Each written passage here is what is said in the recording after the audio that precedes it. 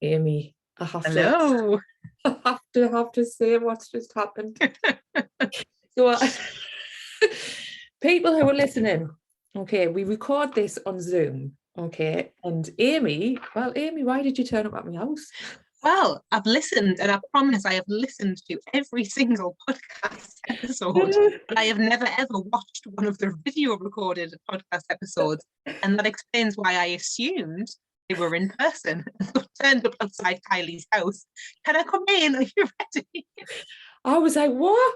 Because and I've changed my top as well because we look like two utter twats with both. What would we have looked like sat there next to each other with normal tops on? And it's kind of relevant what we're talking about today, because we're doing this one a little bit different, which I've just said in the intro as well. Is we're going to talk through how entrepreneurs have a link to having an ADHD brain, but also what keeps coming up in our conversations as well. So Amy Martin, the beaut that is Amy Martin, I feel like I've been knocking about virtually with you forever, and you're one of my team members. It's just unreal. So tell us about you, first of all, what you do, what you're all about. So I've had many kind of twists and turns in kind of business life, never mind life in general. And again, it kind of links to what we're going to talk about in a second, but I've literally had so many different jobs in the past. And I kind of flip from one thing to the next. But when I find something that I really like, I stick with it for a while, at least for a long time. For me, in my world, it's a long time. So for example, before I started the business that I've got now, I had 6 years of working in network marketing with a beauty brand. So I was essentially promoting makeup and skincare. But then that also, because I tend to, when I get into something, just become really good at it. So because I got really good at that, I did really well out of it. But also then people started asking me to do their makeup, and so then I started doing bridal makeup, and I still do bridal makeup. So that's how my life tends to be. I just kind of plod along, and nice things happen. And I just develop skills as you go along. I love to learn stuff. I learn things quite fast. And so that one thing tends to lead on to another. And then this is how the business that I'm doing now is very different to that. But it came about in a similar way. So I started working with a business coach about a year ago because I wanted to develop my confidence coaching business. So off the back of doing the whole beauty thing, I realized that actually a lot of the value that I gave to people in my group around makeup and skincare, it wasn't the makeup and the skincare, it was the confidence. We always talked about confidence. And so I wanted to create something that was about confidence in women, but wasn't about makeup and skincare. Anyway, long story short, through the process of working with this business coach, I decided that actually that probably, although I do still want to do it, and I am doing it, it's not really a big profit making thing, and I didn't feel good making a profit off it that much either, if you know what I mean. So what I've ended up doing is collaborating with a woman I met as part of that course, who is a software designer. I started using her software, and we've used it now for the Northern Lass Lounge, as well for the paid membership and website and everything. And so I'm working with her to create a couple of different things, the main one being like a simplifying technology academy. Mainly, I'm promoting it mainly for women. I think she's going to open the doors to anybody, but really, for me, it's for women, business owners who want to feel more confident and knowledgeable about technology, like websites, sales funnels, email workflows. And some of those words might even make you feel overwhelmed, but I want to make that simpler for women so that they can take their business up to that next level without having to pay a fortune to people to do it for them. So that's where I am right now. That's what we're currently working on in the Martin household. And what's the name of that business again, Amy? So I've called my personal website is just amy-martin.com, and it's Amy Martin Automate is the kind of message that I put out on socials. But the academy is going to be called Simplifying Tech Business Academy. Cool. Well, do you know what I love is when you say plodding along, because you've got an amazing way of, this is why I love you and my team, you've got an amazing way of just making everything so relaxed, like that'll be fine, like, and I'm like in your inbox going, oh Amy, do I need to do this? Like I'm an absolute structure freak, and you're like, yeah, I'll do it, because you like to do everything Well, you said it last minute, don't you? Yeah. And it's one of those things that I've embraced more recently, because I've always been a last minute person, and I learned the phrase not so long ago. Somebody said it in a professional environment and made us feel really good. It was was it as needed learning, or I can't remember it. It was just on time learning. Just on time learning. It was used in a really professional environment. So we said, oh yes, so we use just in time learning here, and I was like, that's what I've used forever. That's me. Just in time, everything. So I used to feel really bad about it, and feel frustrated with myself for not being able to do anything without a deadline.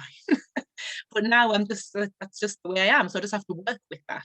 But it is quite a nice way to be, in the sense that unless you've got a few deadlines that hit at once, which then it does become overwhelming, the rest of the time I just know, I know things will pan out. I know things will sort themselves out. And if they don't, usually it's not the end of the world. I'm not a brain surgeon. I'm not flying an aeroplane. I can't do too much damage. No, I know you're always saying, just give us a deadline and I'll get it done. Yeah. Give us a deadline. Give us a deadline. I'm the opposite. Like, well, I even said it the other day. I'd planned something so far in advance, it ended up not making sense, and I was like, Yeah. I need to take a leaf out of your book.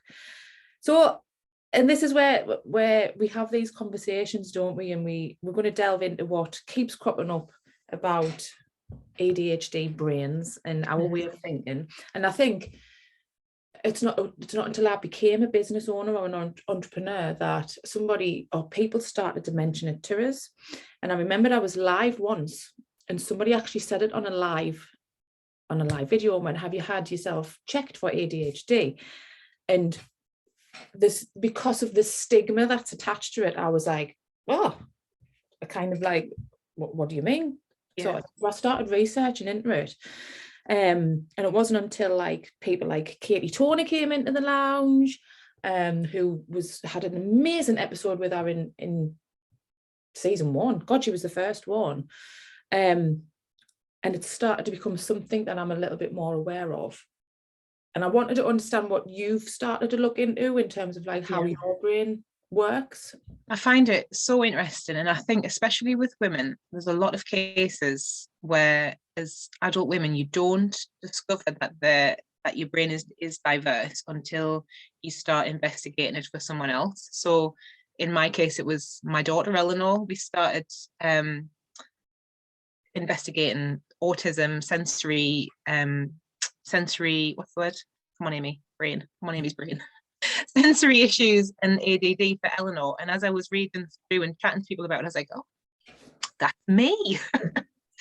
And I always used to not joke, because that sounds awful, but we always kind of make light of the fact that my mum, she couldn't sit through a film without talking the whole way through. Like, she had to narrate everything. And we used to joke saying, like, if you were a child now, you would be diagnosed with ADHD. And of course, there is a lot of evidence to suggest that it is hereditary. So when we started looking at Eleanor and kind of going through and writing down everything in order to submit it to the GP, I was like, oh gosh, so much of this is me. And so I have to say, there's no official diagnosis here for either of us. It's just based on what we've read and what we've discovered so far. But I'm very much, I believe that I am inattentive ADD pretty much down to a T. And it's not, again, it's quite empowering reading about it, not even without a diagnosis, because like I said before, I used to make myself feel really bad about some of the things that I would do or feel incapable of doing. I would get angry and frustrated with myself, and even depressed, I would say, especially after I had Cora, who's now 6. And it's that your ability to then forgive yourself for things when actually it's just the way your brain works.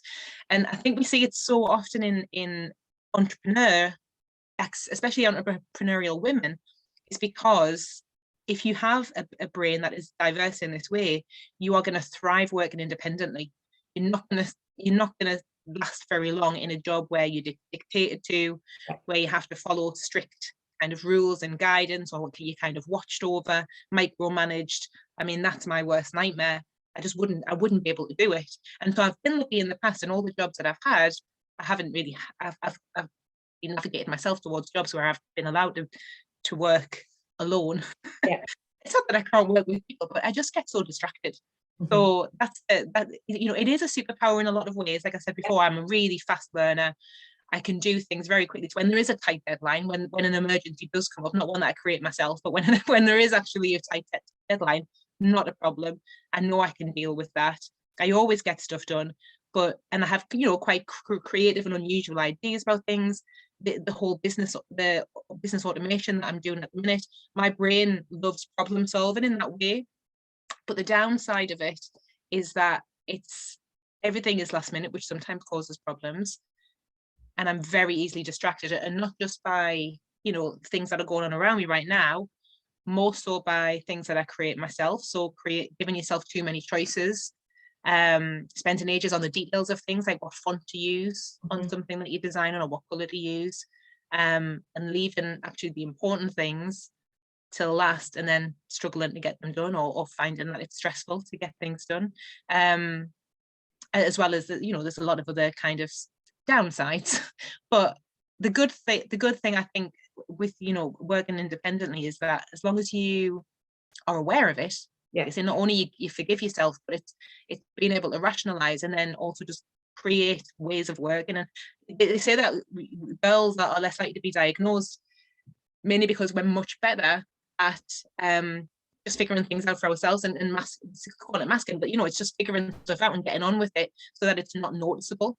And I don't think it is noticeable by most people. They can't see inside your brain, can they? They don't know what's going on. It was I was having this exact conversation last night, Amy, with Gary's my husband, everyone, Gary's brother, as he thinks that he may have ADHD.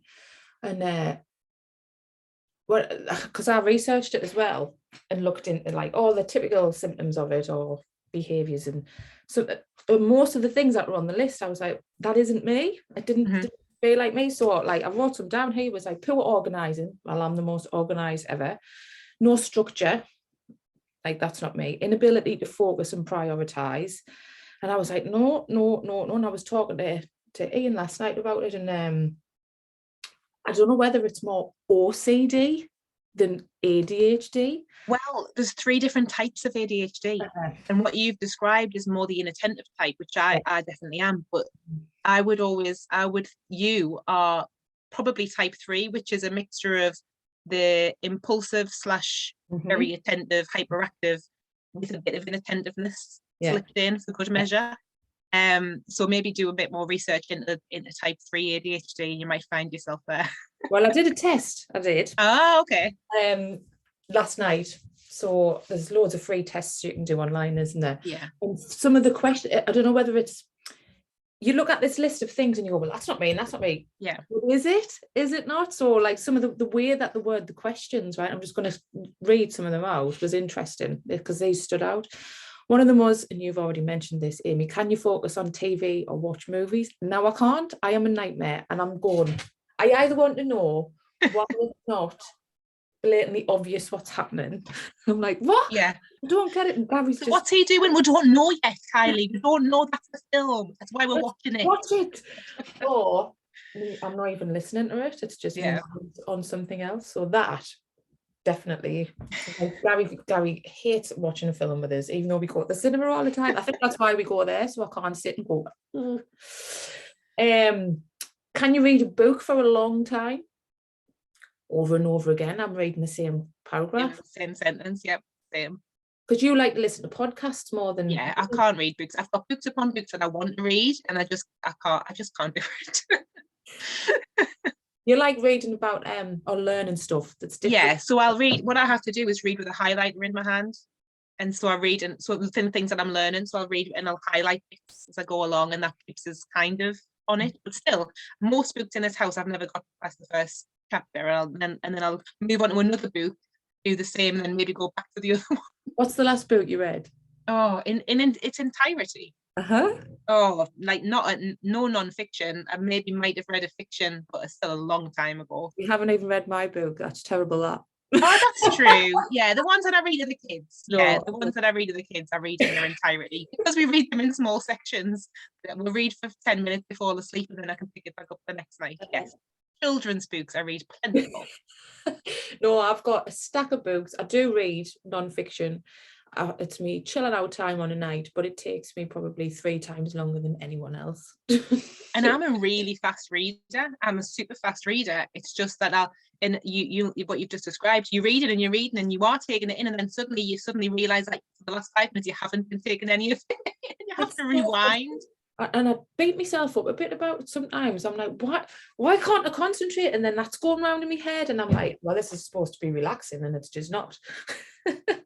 And that's what I mean about the forgiveness. And I don't know whether I will go down the path of getting any kind of official diagnosis, but just the understanding that these brains exist, and I think mine is like that, allows us to forgive myself for things like that and just be like, that's all right, I'll try again another day. And the third one that really jumped out to us, and I think that's something I've worked on for years now, is, do you pay, and this sounds as like, oh God, she doesn't do that. Do you pay attention in conversations, right? Now, I've worked really, really hard on being able to look people in the eye when I'm on a one-on-one conversation, right? I've worked on it for ages. Like, if you'd known me 5 years ago, maybe especially when I first meet people, I'm like, I don't know what it is, right? And to have a conversation with somebody, I really have to use my listening skills like hugely. Tell me about your situation. 100%. 100%. And I'm the same. It's a real conscious effort to look at somebody when you're talking to them and make eye contact, even though I know how important it is. Well, the reason why I do it is because I know how important it is. But yes, in any conversation, I mean, this one's very well structured, obviously. Yes. So I've got notes. I know you've got notes. I know the conversation is going to be led beautifully, so I don't have to worry about it. But if it's a free-formed conversation, I'm constantly thinking, right, what am I going to say next? Why do you think I panicked when you turned up outside my house? I was like, whoa, this can't happen. No. Like, what am I going to say next? What are they going to say next? How will I respond if they say this, if they say that? And then you're not listening to what they're actually saying. I could never be an interviewer unless I had scripted questions, because you're too busy. I am too busy thinking about what might come next. And it's not. And sometimes, and again, I beat myself up, but again, not so much now.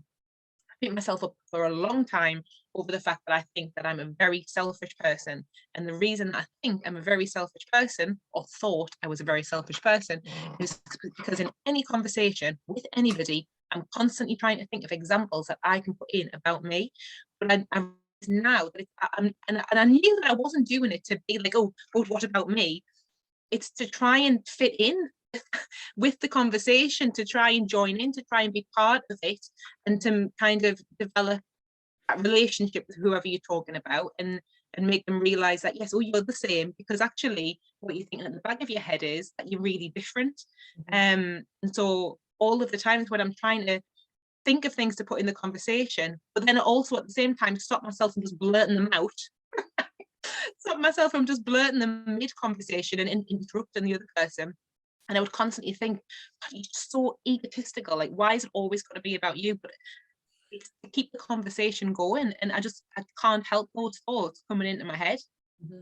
It's the same with small talk. I used to be terrible at small talk. And I think I've got the same way of thinking. Like, I'm 2 steps ahead. I'm trying to answer questions that I'm not even being asked, right? Exactly. I watched, I think I told you about this. I watched this program on Netflix called Dating on the Spectrum, or Love on the Spectrum. Oh yes, yeah. And they have like support workers that go in, because one lad was about to go on a date, and he'd never been on a date before, and he had Asperger's, and she was talking to him about like how not to talk about yourself, and like all you need to do is let them talk. Yeah, that's so difficult though. Because you're thinking, I'm not saying anything that's of any importance here. Why not? I need to, but you don't. And this links right back to, like, I try and think about why it makes us feel uncomfortable. And like I've been put into some positions, like when I worked in the bank, I remember my manager, and she was like, I'm doing it for you. And I love it a bit, right? But she used to drop us into situations where I didn't know anyone, or like be a table of like chief executives, right, from like all down London. So straight away I'm thinking, God, pity me sitting at this table, like no business acumen in my head going on at all. And that petrified us, it did. So now I try and link back to things that have happened and go, I wonder if that's why I am like that. That's it. And it's really tricky to cast your mind back sometimes, because these things, sometimes it's a really small thing that can trigger a long-term effect. And one of the things that when we work on confidence in I run 1,000 Confident Women is the free group that I run, and we're doing an 8-week program at the minute. The first week is to try and think about the blocks that have created perhaps issues and created low self-confidence. And it's not to place any blame on anybody or to point the finger and say, oh well, that's why, but it's to recognize them, because then actually only once you recognize where these things come from, then you can start to rationalize and move forward with it. Like I say, without blame, without saying, oh well, I'm talking about having any kind of neurodiverse brain. It's not that we want to then say, oh well, that's me, I can't do any of that stuff, my brain just won't do it.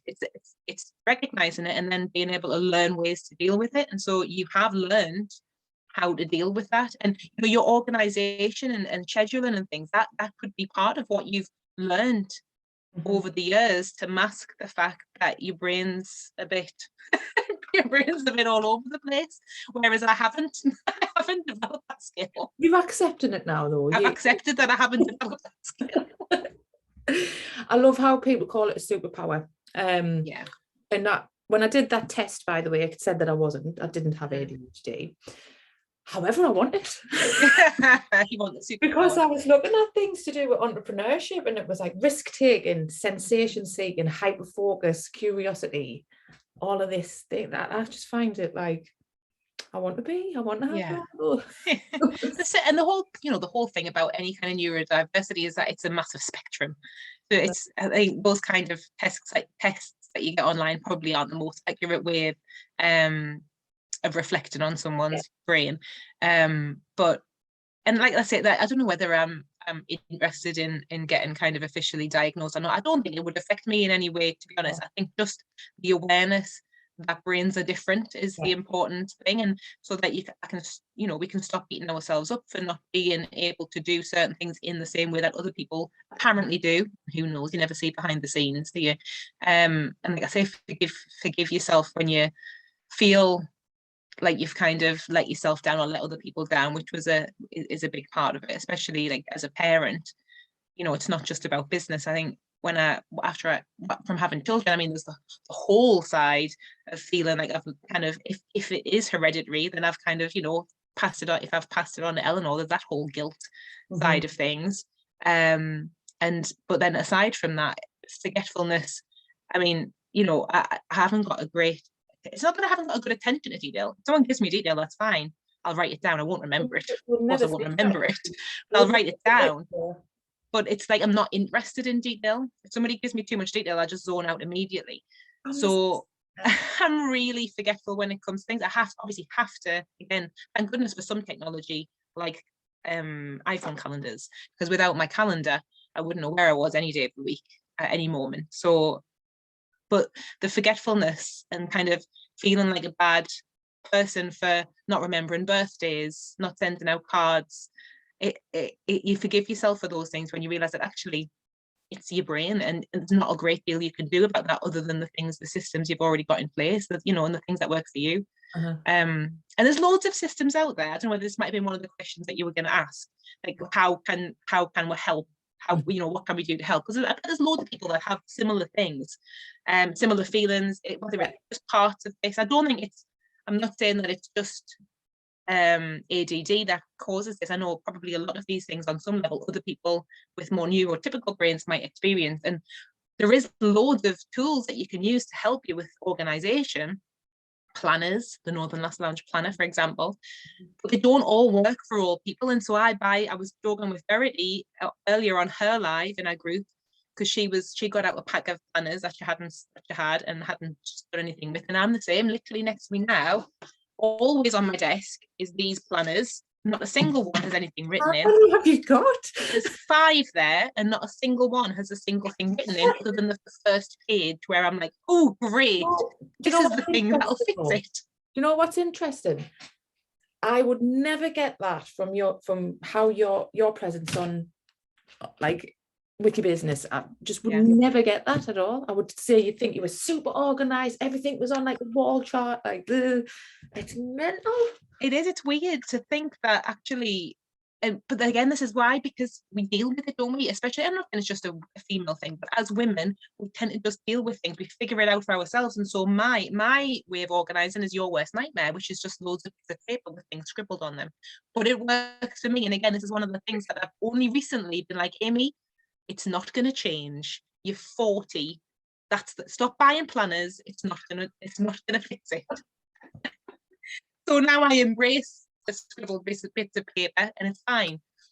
I wish I was more organized and could use things like, I've set up loads of different apps and Trello boards, and I've bought planners, I've got loads of notebooks, and I start them and then I just forget to use them.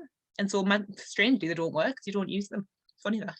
And do you know what else, Amy? It's like, you are a super successful business owner, so has it done anything? The fact that well, that's it. Like, there's always room for improvement, but the thing is that I think it's about, like anything, you've got to embrace your strengths and weaknesses. Yeah. And if you've got I don't like the word weakness, but if you've got something that you're not great at, don't do it. Either accept it and find something else, another way of dealing with it, or get somebody else to do it for you. Yeah, absolutely. I think one of the things that I certainly found has helped, and this could be a bit of a tip for somebody. I mean, it's a big thing.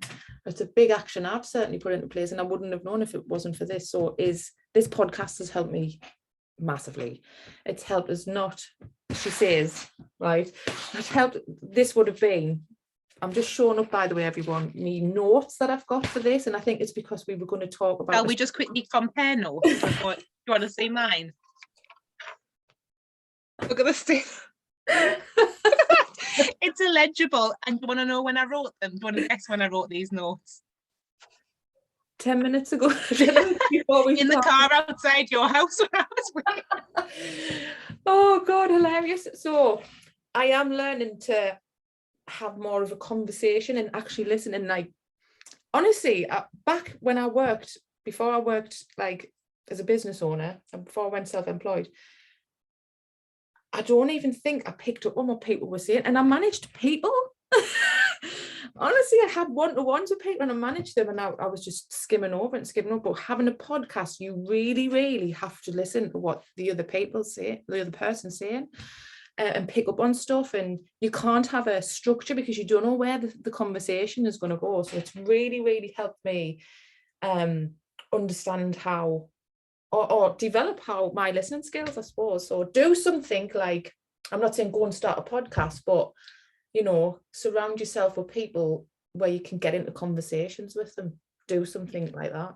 We can all learn new skills, obviously. And one of the things that worked for me, which is what I thought you were going to say with the podcast, is batch work. And I know you've talked about it as well, like doing something in a batch. So where you might, if you've got a big, huge list of things that need doing at some point, which obviously we all do have. I read something a while ago that said, and it was talking about people who were in employment with ADHD, and it said, have a meeting with, ask one of your superiors to have a meeting with you every week to just kind of check in, reset deadlines, reprioritize, and if that helps you. And so what I have always tried to do is have a meeting with myself. Essentially, I realized that that's what I was doing every week, was kind of sitting down and rewriting out my big list and taking bits off for that week, taking the priorities and just deciding which tasks I was going to do that week on which day. And really kind of what I have refined is to only pick a couple, because if you look at the big huge list, I can't even show you one because I don't have one now. It's all on slightly smaller, still big list. but they're broken down into certain sections that make sense to me. And then from all of those lists, I'll take, say, 3 things for each day, depending on how much time I've got. And I try to do it in batches. So there's no sense to me, knowing how my brain works, to make it worse by saying, okay, I'm going to do one task to do with the Northern Lass Lounge, and then I'm going to jump to something completely different, and then I'm going to jump to something completely different. If you're going to work on something and your brain's going to be in that zone, batch it together with other tasks of the same kind of nature, like scheduling all of your posts for the week or fortnight or whatever, and even set yourself a timer. And again, these are things that I've always just done. So I mean, not consistently, but when I'm being good. But setting a timer and saying, right, in this 20 minutes, I'm going to get as much of this done as I can, and then I'll go and empty the dishwasher, rather than sitting. Because what my brain does is I'll sit here and I'll try and start working on something, and my brain's going, dishwasher. But so if I know I've got 20 minutes and then I'll do the dishwasher, my brain's like, okay, we'll chill. I said to Ross the other day. Ross came in and I'd wash my hair with washing up liquid. Why? He's like, what? He's like, what are you doing? Why? I was like, well, I sat down to do some work and I couldn't, because my brain kept saying, can you remember that time when Gemma, my friend, said that if you wash your hair with washing up liquid, it'll strip the colour out? And I couldn't concentrate on anything else until I'd gone. So I just got up and just went and did it. I was like, there's no point me sitting here and trying to ignore the fact that my brain is repeating this thing. What? So I just got up, but this is work. Finally, this is progress. This is me in a better state of mind, because usually I would just sit here and try and ignore it, which wouldn't work, and I'd get nothing done, and I wouldn't have washed my hair and tested it out. So at least I went up and tested it out. It didn't work, by the way. I was going to say, it didn't work. It didn't work. And then I came down and then I got on with my stuff without that thought going around in my head. Oh my God. I mean, my brain... The tips in this podcast are invaluable. Yes. My brain does flit, I have to say, but not to the point where I have to physically go and do something. Mind you, some people, like in my family, mum's the same. Like if there's something burning that needs to happen, she cannot do anything until she goes and does that thing. Yeah. And it's never burning, is it? Let's face it. I mean, that wasn't. Well, your head might have been burning. No, it wasn't important, but this is what I mean about the distractions that we create for ourselves. So it's not like a distraction. Like the other day, I'm fine with distractions in the sense that somebody on, what day was it? I don't know. Anyway, it doesn't matter. They were knocking trees down, putting trees down next door, and it went on for ages. There was loads of noise. That doesn't distract me at all. I'm fine with that kind of noise. In fact, I quite like to have noise in the background when I'm working. That kind of noise, not conversations, but a thought, or the fact that I know there's dirty clothes that need washing, even though it's not in the slightest bit important, that is more distracting than something that like somebody spending 6 hours chopping trees down would be. No. It's a strange old thing, our brains. It is. I'm going to move on to social media, of course. Yes. And because Amy, you are our lounge confidence queen. You come and do our monthly confidence crack, which is brilliant to watch and helps so many of our members. And you are a bit of a guru on live video. I mean, I remember watching you for the first time in your makeup shed. And I was like, I couldn't stop watching you. Now just the business shed, still the same shed. Yeah. So I'm going to ask you why you think it's so powerful, the live video, and also your top 3 tips for lasses who shy away from it. Okay, good one. So live video, I think it's really important for lots of different reasons. If I pick just 3 of my top ones, because from a confidence perspective, it's a really great tool if you are somebody who wants to give yourself more self-confidence. Putting yourself out there live on Facebook and having a chat, obviously terrifying at first if you're someone who isn't confident, but it develops your confidence in such a quick way, like nothing else that I can think of. Like it's a really great way to develop your self-confidence. And from a business perspective, it's putting yourself out there in front of your potential customers in a way that Facebook likes. So you're going to get seen more because Facebook's algorithm seems to favor it, but also in a way that you can't beat the level of that kind of interaction, because you can't, any kind of written communication is never going to be as good at putting across not only the point that you're trying to make, but also your personality behind it as an audio, and even more so a video. Because obviously in a video, you can see the person as well as hearing the voice, you can see the body language, which is a huge part of communication. So to have that, it not only puts across who you are and what you're talking about, but it instills that trust, because they can see you're a real person. They can hear your voice and hear the passion about what you're talking about. And, you know, it's just kind of unbeatable. And video's great as well, but like I say, live video, you just have that extra level of being able to converse with people. It's kind of unbeatable when it comes to that connection with potential customers and clients. And then top 3 tips for around confidence, did you say? Well, for 3 tips for lasses who live video specifically shy away from live video. Okay, number 1, just do one, even if it's even if you set up like a separate group, which is only got like a couple of people in, like, you know, trusted friends or colleagues or whoever. Set up a small group and go live, just so you can figure out the tech behind it. Because I know that's something that people are worried about, you know, not just the fact that you're going to be doing the video, but how do you end the video? I don't do loads of Instagram lives, but whenever I do them, I can never remember how to end the video, and I'm okay with that. But you know, if you're already feeling flustered and worked up, you don't want to be figuring all that kind of stuff out while you're live. So yeah, do a few tests in that sense. Secondly, when you do then go and do one in your group or on your profile or on Instagram, wherever it happens to be, make yourself feel a bit more at ease by not ever looking at the number of people who are on the live. Just assume whatever you feel comfortable with. If you're happy chatting to 5 people, that's how many are on the live. So don't even look. One of my friends used to put a bit of tape on a phone over where the number was. She couldn't even see how many were on. So it's irrelevant, because it is irrelevant. I know it's nice to have, you know, some people watching you live and conversing with you, but it doesn't matter. Most people will watch it back on replay, because that's how Facebook works and that's how people work. They're not all sitting glued waiting for a live notification to ping up on their phone to watch. So most people will watch afterwards.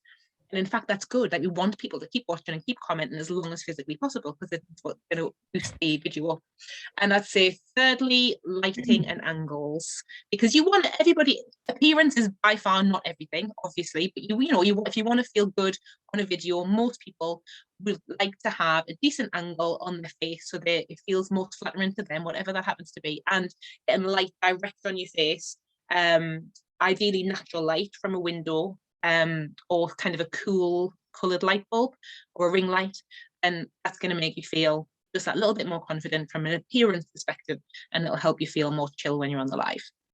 Can you remember doing your first live? Well, I am so old and have been doing them so long that I remember when I first started making videos, live video wasn't a thing.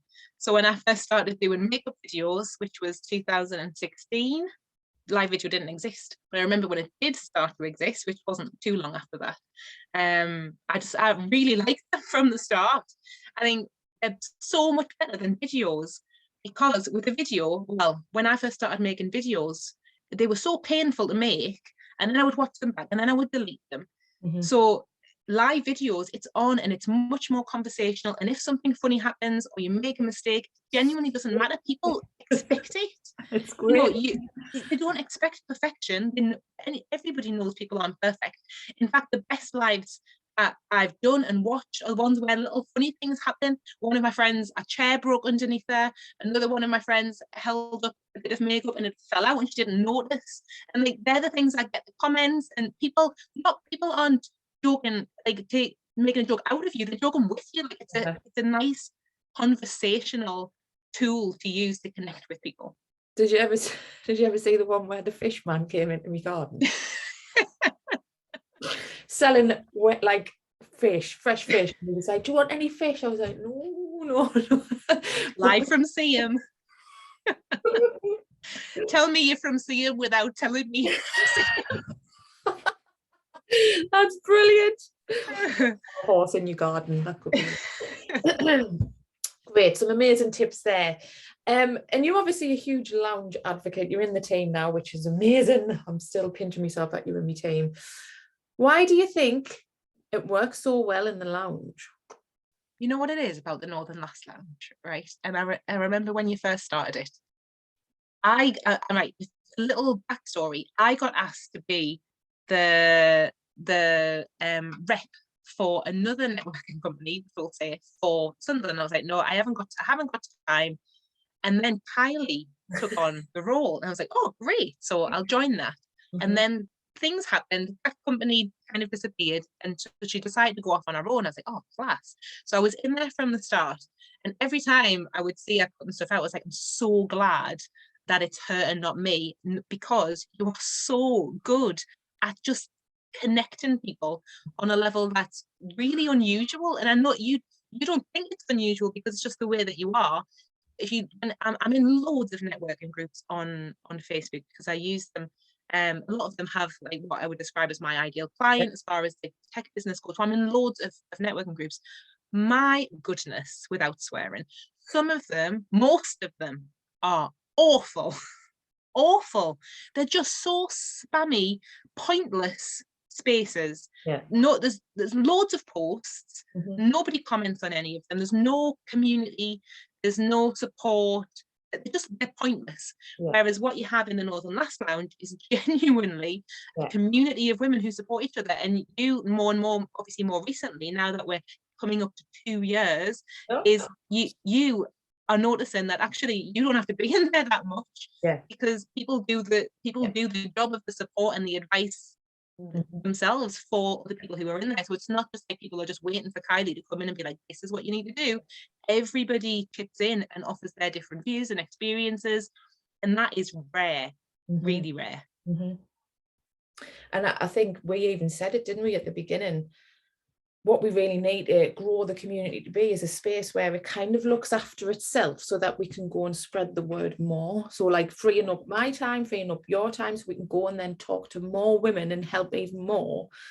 And that's what's starting to happen now, isn't it? So and I always say, like, the reason why I'm an advocate for women in business in general is that I genuinely think that the world would be a much different and better place if there were more women with more confidence, more power, and in charge of all the money. Because, like, can you imagine if, never mind 50-50 parliament, if parliament was the majority women, it would be a different kettle of fish, wouldn't it? So empowering women is the most important thing I think that we can do. It is. And we're going to now empower our team to ask you a question. I'm nervous about this part. This is, well, you've asked some corkers, so they might just be getting their own back. So this is the part of the show that's just called Why I Lass. Still no jingle. Hint, somebody hit us up with a jingle. And we have asked our team to ask a question. Who are you scared most about? I'm scared of all of them because I can't predict what's coming. Oh, that's Ruth. It's Ruth. Okay, Ruth asks a good question. Okay. Oh, I like it. I think I know the answer.